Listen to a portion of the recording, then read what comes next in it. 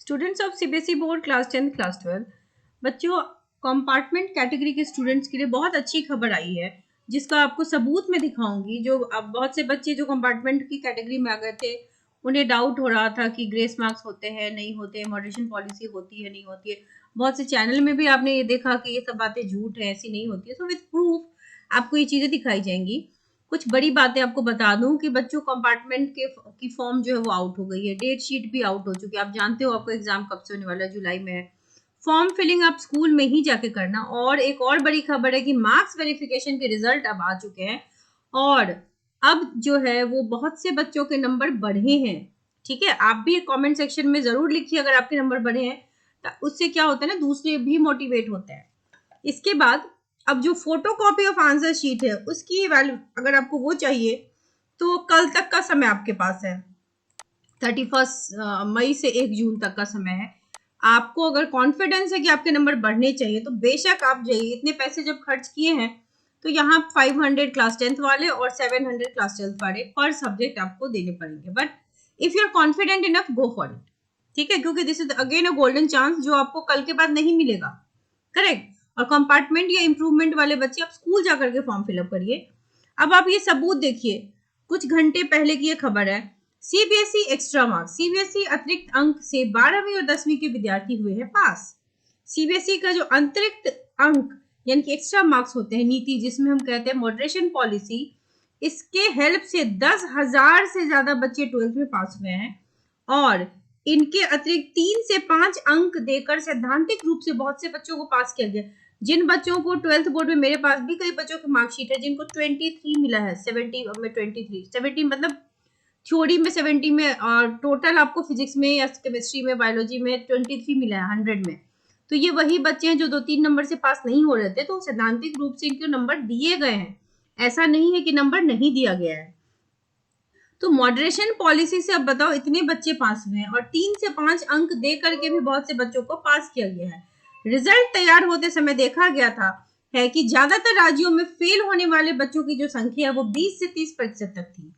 बिहार में, अगर हम बिहार की बात करें तो 30% यानी 30% स्टूडेंट जो थे वो सिद्धांत एग्जाम जो आपको हुआ था उसमें 3 से 5 अंक को लेकर के फेल हो रहे थे। संख्या अधिक होने के कारण अतिरिक्त अंक नीति का जो नियम है उसका पालन किया गया था। मालूम होगी सूबे से 59900 स्टूडेंट्स जो है परीक्षा में शामिल हुए थे, जिसमें से 48476 स्टूडेंट्स पास हुए और 11424 स्टूडेंट्स फेल हो गए। फिजिक्स है, केमिस्ट्री है, मैथ्स है, जियोलॉजी है, अकाउंटेंसी, हिस्ट्री, इकोनॉमिक्स, इन सारे सब्जेक्ट्स में छात्रों की संख्या ज्यादा थी जिनको ग्रेस अंक दिया गया है। ठीक है, बोर्ड की बैठक में निर्णय लिए जाने के बाद छात्रों को अंक देकर पास किया गया है। तो ये बात तो तय है कि बच्चे को ये सारी चीजें मिली हैं और अभी जो वेरिफिकेशन हुआ है इसमें भी बच्चों को पास किया गया। आप आंसर बुक अपनी मंगवाइए, ठीक है, आंसर शीट मंगवाइए। और अगर मान लो आपको गट फीलिंग कह रहा है कि आपके नंबर बढ़ने चाहिए तो आप बेशक मंगवाइए और रीवैल्यूएशन भी करवाइए। लेकिन अगर आपको ऐसा नहीं लग रहा है तो कंपार्टमेंट का एग्जाम आप फिलअप कर दीजिए। और जैसा मैंने आपको कुछ 2-3 वीडियो पहले आपको दिखाया था कि 10% एक्स्ट्रा मार्क्स आपको मिलने वाले हैं कंपार्टमेंट में भी, यानी कि थोड़ा इजी चेकिंग होने वाला है। बोर्ड ने ये बात कही है और सबूत भी आपको दिखाया हुआ था। तो बोर्ड में प्रायोगिक परीक्षा विषयों में जो एक्सपेरिमेंट्स होते हैं, छात्र को प्रायोगिक परीक्षा और सैद्धांतिक परीक्षा में अलग अलग पास करना होता है। 12th में आप जानते हो ना, प्रैक्टिकल और थ्योरी दोनों में अलग अलग पास होना होता है। इस वजह से भी बहुत से बच्चे फेल होते हैं। ज्यादातर स्टूडेंट जो होते हैं स्कूल के हेल्प से जो प्रैक्टिकल एग्जाम होता है उसमें तो पास हो जाते हैं, उसमें तो लगभग फुली आते हैं। और जो थ्योरी पार्ट होता है यानी कि सैद्धांतिक परीक्षा, उसमें ही अटक जाते हैं। बता दें कि जो प्रायोगिक परीक्षा होता है यानी कि एक्सपेरिमेंट वाले प्रैक्टिकल एग्जाम्स कि सैद्धांतिक परीक्षा में 70 मार्क्स को होता है और टोटल आपको 23 मार्क्स होनी चाहिए पास होने के लिए। और जिन सब्जेक्ट में 80 मार्क्स की थ्योरी है और 20 मार्क्स का प्रैक्टिकल है, उसमें 80 में आपको 27 मार्क्स होनी चाहिए, क्योंकि जो प्रैक्टिकल है उसमें तो 20 में 18 to 20 टीचर्स दे ही देते हैं। ठीक है, तो आपको यही बताना था कि grace marks is there, moderation policy is there, और ये सारी चीजें ना जब कंपार्टमेंट एग्जाम होंगी तब फिर से होंगी, ऐसा नहीं होगा कि नहीं होंगी।